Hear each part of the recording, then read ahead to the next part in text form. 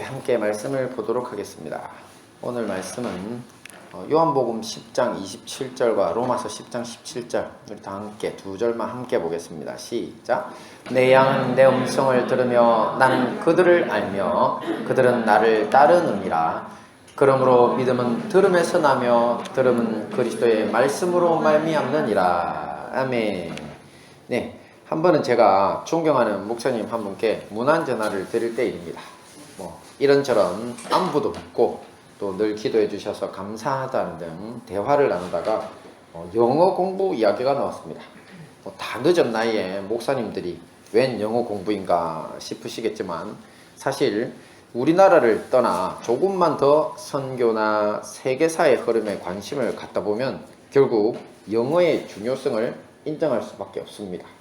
또한 부수적으로 자녀를 키우는 집안에서 영어는 자녀들의 성적과 미래 직장에 직결되는 과목이라는 부담감도 큽니다. 자, 그렇다 보니 통계청이 매년 발표하는 초중고 사교육비 조사 결과에서 공교육비 뺀 겁니다. 영어는 연간 6조 원이 넘는 지출로 다른 과목 대비 1등을 차지하고 있고요. 2등은 수학이더라고요. 성인을 포함해서는 매년 10조 원이 훨씬 넘는 돈, 훨씬 넘습니다. 15, 6조 정도 되나요?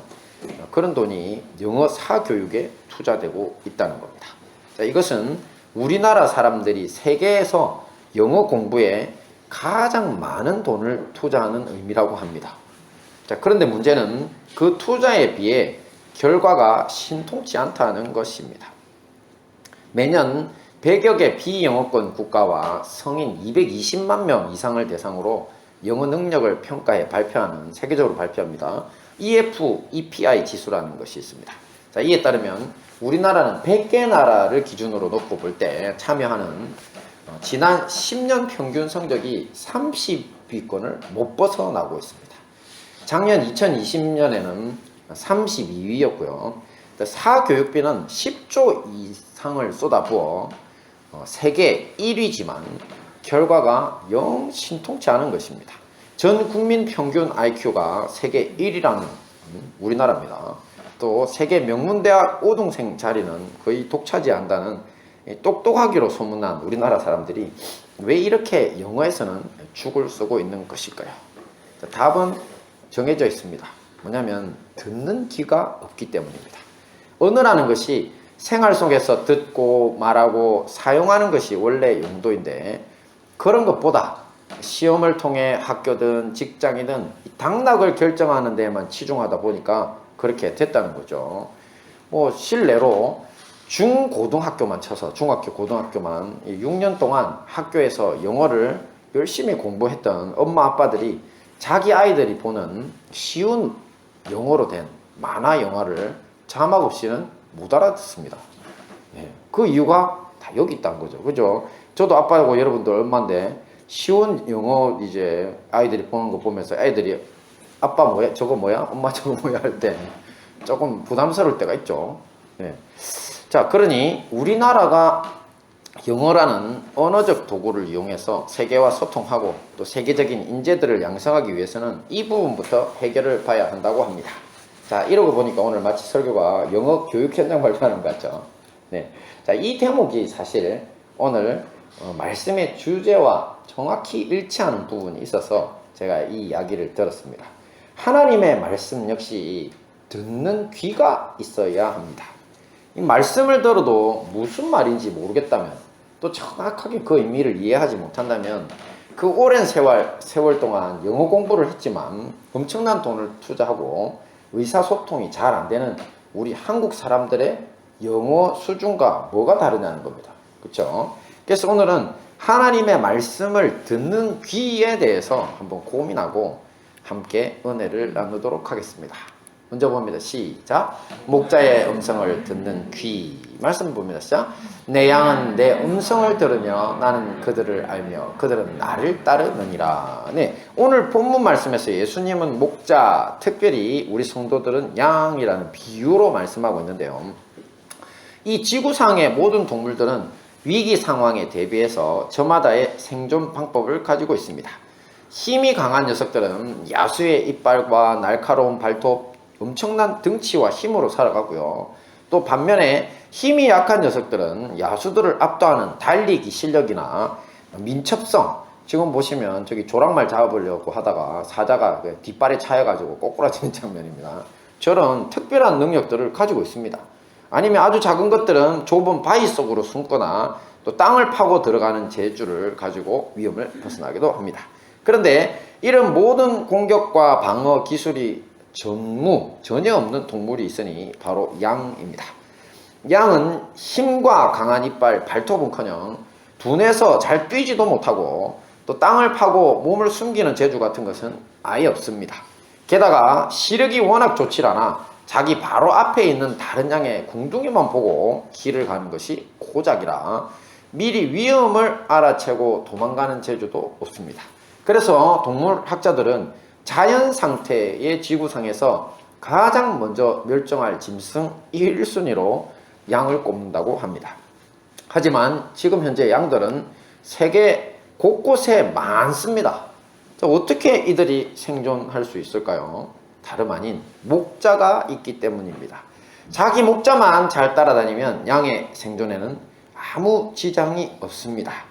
자, 이것을 위해 양에게 가장 발달된 기능이 있으니 다름 아닌 자기 목자의 음성을 알아듣는 귀입니다.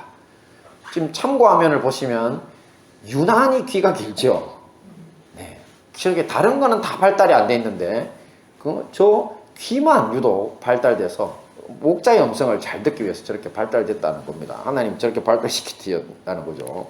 자, 우리나라는 산악지대가 많아 양을 키우는 지역이 한정되어 있지만 성경의 무대가 된 중동 지역은 고대로부터 양을 정말 많이 길렀습니다. 그러다 보니 여기저기 초원이나 야산 할 것 없이 많은 양떼들이 목자들이 많은데 뭐 자기 것 누구 것 이렇게 막 섞이고 흩어져서 풀을 한 장소에서 뜯어 먹는다고 합니다. 자, 그러니 다른 양들과 자기 양떼가 뒤섞이면 나중에 돌아갈 때 어떻게 하냐 하는 걱정이 되는데요, 우리 입장에서는. 하지만 목자들은 걱정이 없다고 합니다. 해질녘이 되면 목자들이 나름대로 자기만의 독특한 소리를 내기 시작하는데 뭐 허이 하든지 부르는 소리가 있나 보더라고요. 자, 이때 신기하게도 양들이 자기 목자의 음성만 알아차리고 그 목자만을 향해서 모여든다는 겁니다. 자, 이것은 하루를 시작할 때도 마찬가지입니다. 과거 유대인들은 집집마다 양 우리를 짓지 않고 마을 사람들이 함께 모아놨다가 이제 풀어놓는 그런 공동 우리를 지어서 함께 지켰다고 하는데요. 그러다가 이제 아침이 되어 목자들이 우리로 가서 자기 양의 이름만 부르면 양들이 목자의 음성을 알아듣고 335 모여들어 목자를 따라 나선다고 합니다. 자, 이때 만약 어떤 양의 이름을 알고 있는 다른 사람이, 양들의 이름을 알고 있는 다른 사람이 그 양의 이름을 부르고 데려가려고 해도 양은 절대 따라가지 않고 도리어 도망친다고 합니다. 이 자기 목자의 음성을 분간함으로써 자신을 지키는 것입니다. 그렇습니다. 예수님이 자신과 우리 성도들의 관계를 목자와 양으로 비유하신 이유가 바로 이것입니다. 예수님을 주인으로 모신 양은 예수님이 아닌 가짜 목자의 음성을 듣고 위기를 벗어날 수 있습니다. 가짜들을 따라 나서서 닿는 곳은 결국 지옥일 뿐입니다. 이 지옥이라는 것이 최종적이고 영원한 심판만을 의미하는 것은 아닙니다. 현실에도 지옥과 다름없는 삶이 있고 또 우리를 이런 지옥으로 이끄는 거짓 목자들이 항상 존재하는 것이 현실입니다. 예수님 당시 이스라엘 사람들은 자신들을 로마 제국의 압제에서 구원해줄 고대 다윗 왕가의 자손인 정치적 지도자, 곧 메시아를 기다리고 있었습니다. 그때 육신의 혈통으로는 다윗 왕가에서 다윗의 자손으로 태어나신 예수님이 찾아오셨습니다. 하지만 예수님은 단순한 유대인들의 정치적인 지도자로서가 아닌 온 인류의 속죄와 또 하나님 나라 회복을 위한 만왕의 왕으로 이 땅에 오신 것이었습니다. 그러다 보니 자신들의 좁은 소견에 사로잡힌 수많은 이스라엘 사람들은 예수님을 왕으로 받아들이길 거부했습니다. 오히려 십자가에 못 박혀 죽이는 일에 가담해 마귀의 편에 서는 실수를 합니다.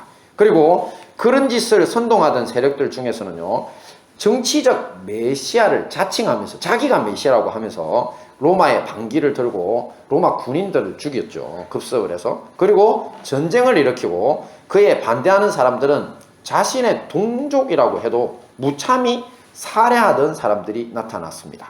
그들로 인해 이스라엘 나라는 다시 회복할 수 없는 타격을 받고 맙니다. 그러면서 무려 2000년을 고향 땅에서 쫓겨나 세계 각처에서 유랑민으로 살아가게 되었습니다. 자, 이런 예는 멀리 갈 것도 없습니다. 지금 북한을 보시면 되고 우리나라에 있는 수많은 이단 교주들을 보시면 됩니다. 민족의 태양이니 뭐 살아있는 하나님 아버지니 이제는 보니까 무슨 어머니 하나님이니 희한한 것들이 다 있더라고요. 이 온갖 거짓말로 사람들을 속여 영혼을 사냥하고 있습니다. 이들이 만들어내는 현실이 바로 지옥입니다. 자, IT 기술이 발전하면서 현재 가장 핫한 이슈 중 하나가 가상현실입니다.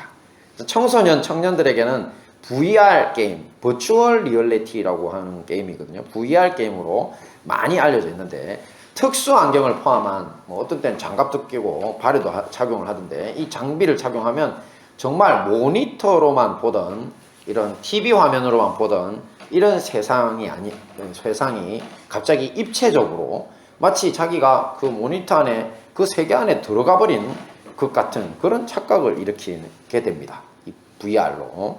자, 이런 기술이 급속도로 발전하고 있어서 현실과 거의 구분이 불가능할 정도의 가상현실도 앞으로 구현할 수 있을 것이라고 기대되고 있습니다. 그런데 이런 것이 절대 반갑지만 않은 것이 요즘도 게임 중독이 되면 현실과 실체를 구분 못하고 폐인으로 살거나 그런 아이들이 많죠. 또 자살하고 살인까지 저지르는 일이 많은데 사람을 죽여놓고는 게임인 줄 알았다 그러더라고요. 자, 앞으로는 더 걱정이라는 우려도 많습니다. 근데 우리가 주목해야 할 점이 하나 더 있습니다. 사실은 앞으로 VR 가상현실 기술로만 이제 우리의 삶이 가상현실이 구현되지 않는다는 겁니다. 실제 우리 속에 가상현실이 일어나고 있습니다. 사람들은 상상이라는 시각 이상의 시각을 가지고 있습니다. 우리 눈에 보이는 것 이상을 볼 수 있는 상상이라고 하는 것을 가지고 있습니다. 그리고 이 상상력을 불러일으키는 가장 강력한 매개체는 주변에서 들려오는 소리나 사람의 말입니다. 쉬운 예로 우리가 울창한 숲을 걷고 있는데 갑자기 어흥 하는 호랑이 소리를 듣게 된다면 바로 호랑이가 상상이 되면서 공포에 질리게 되겠죠. 아니면 누군가에게 어제 있었던 이야기를 들으면서 자연스럽게 그 장면이 떠오르는 것, 그 장면을 보고 있는 것 같은 그런 것들이 바로 이런 상상력의 예인데요. 말은 상상력의 매개체입니다. 다른 말로 해서 앞에서 말한 VR, 가상현실을 만들어내는 가장 강력한 도구라는 겁니다. 이 부분을 여러분이 아셔야 합니다. 우리는 말에 의해서 가상현실을 만들어내고 있는 세계에 처음부터 지금까지 살고 있습니다. 이 강력한 도구를 사용해 거짓 세계를 지어내는 것을 거짓말이라고 하고요. 이 거짓말로 사람들을 이간질시켜 죽이거나 불행하게 만들고 거짓된 것을 진실인 양 믿어 노예로 일생을 마치게 하는 것이 바로 사탄 마귀입니다. 예수님이 사탄 마귀를 처음부터 살인한 자요 거짓의 아비라고 부르신 이유가 바로 여기에 있습니다. 그러니까 VR, 가상현실의 창조자가 사실은 사탄 마귀라는 거죠. 거짓의 세계. 그러므로 우리는 거짓의 아비인 사탄 마귀에게 속아 그가 만들어낸 가상현실에서 살아가서는 안 됩니다. 현실의 지옥뿐만 아니라 영원한 지옥까지 현실이 이어질 수 있기 때문입니다. 반드시 이 거짓 세계에서 벗어나야 합니다. 하지만 이 일이 결코 쉬운 일이 아닙니다. 인간은 어리석어서 쉽게 속고 또 현실을 알았다고 해도 벗어날 용기조차 없습니다. 아직도 수많은 사람들이 폭력과 굶주림 아래서 죽어가는 북한과 이단 사이비 교주를 따라 나선 그런 영혼들의 삶을 보시면 잘 알 수 있습니다. 이걸 이제 참 눈치챈 문학가들이 만들어낸 영화가 있죠. 매트릭스라고. 꼭 한번 보세요. 가상현실 속에 인류가 어떻게 살아가는지를 보여주는데 그 나오는 주인공 네오가 예수님이에요. 가만 보면 그 안에 나오는 인물들도 아주 성경적인 인물들이 엄청 많이 나오는. 그래서 제가 그거 보면서 정말 재밌게 봤어요. 모티브가 정말 이게 영화로 상상으로 만들어낸 거지만 실체하고 가까운 이야기입니다. 자, 그럼 이제 우리는 어떻게 해야 합니까?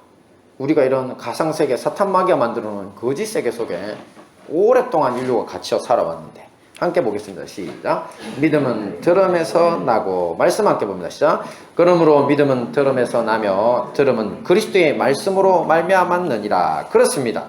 그리스도 예수님의 말씀을 듣고 알아들을 수 있도록 공부하셔야 합니다.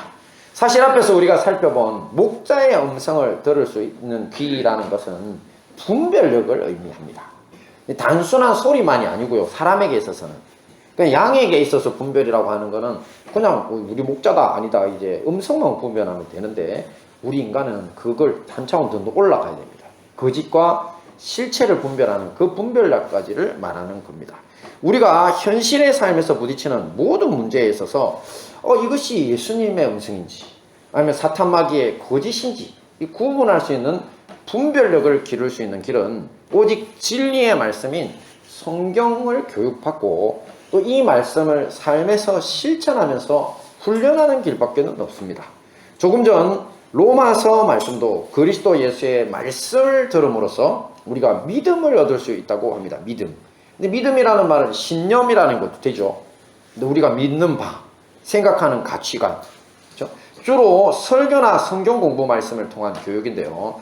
이것이 참된 믿음, 올바른 신념 등을 갖게 하고 이것이 곧 분별력의 기초가 되는 겁니다. 자, 그런데 문제는 공산주의나 이단들도 교육을 가장 중요하게 생각한다는 것입니다. 그들도 교육을 통해 거짓된 믿음을 심으려고 정말 총력을 기울입니다. 그래서 여러분들 공산주의를 조금만 공부를 해보시면 날마다 공부해요. 걔네들. 뭐 공부해라. 기독교인들보다 더 심하면 심했지 절대 부족하지 않아요. 국가 전체로 공부를 시키니까요. 자, 이단은 그렇다 쳐도 공산주의가 교육을 중시하는 것다는 이 말을 오늘 처음 들은 분들도 있으실 겁니다. 우리는 좀 관심이 없으니까요. 저도 옛날에 관심이 없었으니까요. 하지만 아닙니다. 실제로 공산주의만큼 주체 사상이니 마르크스 레인주의니 하며 사회주의 사상과 철학을 만들어내서 교육에 올인하는 단체도 드뭅니다. 사회주의 혁명이라는 미명하에 부모 형제를 반동으로 몰아 죽창으로 살해하거나 또 인민재판에 회부해 숙청할 수 있었던 것도 모두 공산주의 교육으로 눈을 멀게 하고 양심을 마비시켰기 때문에 가능한 일들이었습니다. 이런 인간 마귀들의 성공에 대해 많은 신학자들은 공산주의자들이 초대 교회를 모방했기 때문에 가능했다고 합니다.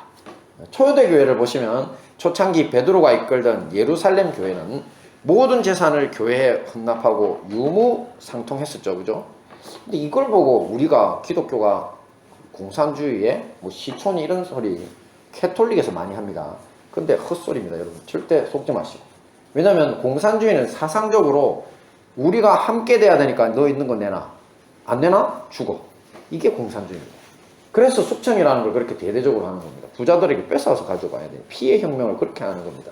근데 우리 예루살렘 교회는 절대 그런 일이 없었죠.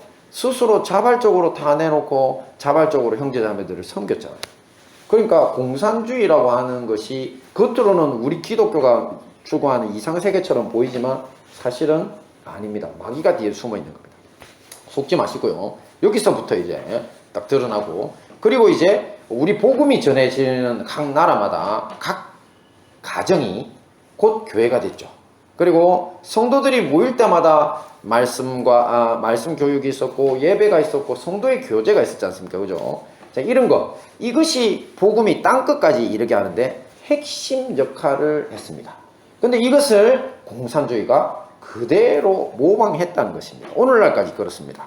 자, 이에 비해 안타깝게도 현대의 교회들은 말씀에서 멀어져 가고 있고 세속화되고 물신 숭배에 여념이 없다는 경고의 목소리들이 높아지고 있습니다.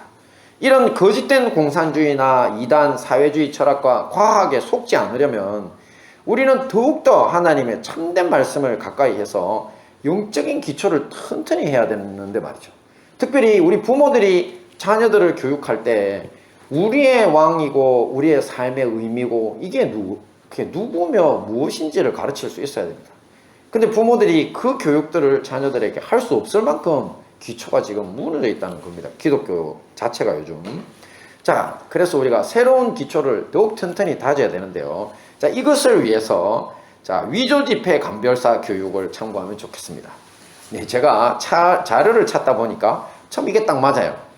자, 위조지폐 감별사가 되기 위해서는 위조지폐에 대해 공부하는 것이 아니랍니다. 위조지폐는 이런 게 있고 저런 게 있고 이렇게 공부할 것 같은데 아니라네요. 자, 진짜부터 제대로 알아야 된다고 해서 오감을 총동원해서 진짜만 그렇게 오랫동안 훈련을 시킨답니다. 그 오감을 어떻게 동원하냐면 먼저 색깔을 확인하고요. 이렇게 들고 그리고 그렇게 촉감 만져봅니다. 아, 이게 진짜 이게 느낌인 거구나. 그래서 이분들은 손으로 타다다 넘기다가 가짜 탁 촉감을 던지고 이렇게 한다네요. 그러면 용납없이 그렇게 잡힌답니다. 촉감 그리고 냄새도 맡아본답니다. 냄새. 그 다음에 손가락으로 쳐서 소리도 들어본다네요. 텅텅텅 이 소리. 그리고 이제 맛이죠. 근데 맛은 돈이 워낙 더럽잖아요. 웬만한 맛은 안 본답니다. 이렇게 해서 총동원해서 훈련을 시킨다는 게 오감을. 자, 우리나라에서 최초로 외화 위패 감별 자격증을 따낸 우리은행 신도섭 부부장이라는 분이 소개됐던데요. 제가 언론 자료를 찾아보니까 자, 이분에 따르면 이런 진짜 화폐를 공부하고 위조 지폐를 감별하는 훈련과 실전을 경험하다 보니까 이 자기 자신에게 있어서 단순히 돈을 감별하는 능력뿐만 아니라 세상을 보는 해안과 감각까지 키워지더라고 하는 겁니다. 재밌죠? 그래서 이번 인터뷰 내용 중에 이런 구절이 있었어요. 진짜 화폐의 인물은 저를 응시하는데 돈을 보면 인물들 있잖아요. 근데 돈 인물들이 자기를 쳐다보는데 자, 자기를 이렇게 빤히 쳐다본대요. 근데 가짜 화폐에 그려진 인물은 자기 눈을 이렇게 회피하는 듯한 느낌이 든답니다. 그래서 이 누구라도 집중해서 수백 수천 번 반복해서 이렇게 들여다보면 보인다는 겁니다. 그래서 자기는 뉴스 정보를 여기저기 다른 곳에서 많이 읽다 보니까 저절로 누가 거짓말을 하는지를 구별해낼 수 있더라는 거죠. 그러면서 세상을 바라보는 눈도 위패 감별과 다를 바 없다고 했습니다. 참 현명한 이야기죠. 이게 얼마나 이제 현명한 고백입니까? 이처럼 우리도 오감을 총동원해서 진리의 말씀에 근거해서 현실을, 우리가 속해 있는 현실을, 우리가 지금 어떤 그 거짓말에 속고 있지 않는지 우리 자신의 현실을 수백 수천 번 들여다보기에 힘을 써야 합니다. 우리가 보고 듣는 것이나 먹고 마실 때나 또 삶의 모든 자리에서 하나님의 말씀에 집중해야 할 이유가 여기에 있는 겁니다. 작게는 내 삶의 모든 말과 행동, 또 작은 몸짓에 이르기까지, 또 크게는 사회와 세계의 모든 현상과 법, 제도들에 이르기까지 내 모든 현실을 하나님의 말씀과 비교해 가치를 판별해 볼 수 있어야 됩니다. 그리고 그 의미를 새롭게 깨달아서 내가 예전에는 이 가치를 몰라서 이렇게 헛살았지만 그렇구나. 제일 많이 우리 교회에서 예로 드는 건 그런 거잖아요. 왜냐하면 요즘 세상이 다 돈 하니까. 그죠? 이 돈이라고 하는 가치가 주인이 되지 않도록 하나님이 주인 되시도록 해야 된다는 것. 이게 말씀에서 나온 거잖아요. 그죠?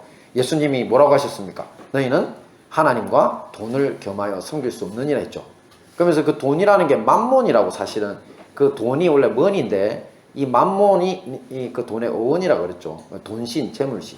그래서 너희는 돈신하고 하나님 함께 못 섬긴다 이렇게 말씀하셨다고. 그러니까 하나님의 말씀의 가치가 돈을 절대 주인으로 섬기면 안 된다는 거예요. 주인이 아니라 종으로 만들어라 그랬죠. 그러면 내가 부를 수 있게 된다고. 이것이 바로 하나님의 말씀을 통해서 우리가 쌓은 분별력이라는 것입니다. 자, 이런 식으로 우리가 살아야 거짓된 것에 속지 않는 분별력이 쌓이고 참된 목자이신 예수님만 따라갈 수 있다는 것입니다. 자, 오늘 말씀을 정리하겠습니다. 오늘은 듣는 귀에 대해, 하나님의 말씀을 듣는 귀에 대해 특별히 우리가 얻은 두 가지 교훈이 있었는데요. 자, 첫째 뭐였습니까? 복자의 음성을 듣는 기. 네, 여기에서 이 부분에서 제가 거짓의 압인 사탄 마귀가 만들어낸 가상 현실에서 살아가지 않으려면 참된 목자이신 예수님의 음성을 듣는 귀가 반드시 있어야 한다 했죠. 명심하시고요. 두 번째는 어떤 교훈이 있었습니까? 네, 믿음은 들음에서 난다는 교훈. 우리의 오감을 총동원해 진리의 말씀에 근거해 현실을 수백 수천 번 들여다보기에 힘써야지 분별력을 얻어서 예수님만 따라갈 수 있다고 했습니다. 이 모든 말씀으로 예수님의 음성을 듣는 귀를 가져 승리하시는 우리 행복한 다니엘 교회와 형제교회 성도님들 되시기를 축원합니다. 아멘. 네, 우리 다 함께 기도하겠습니다.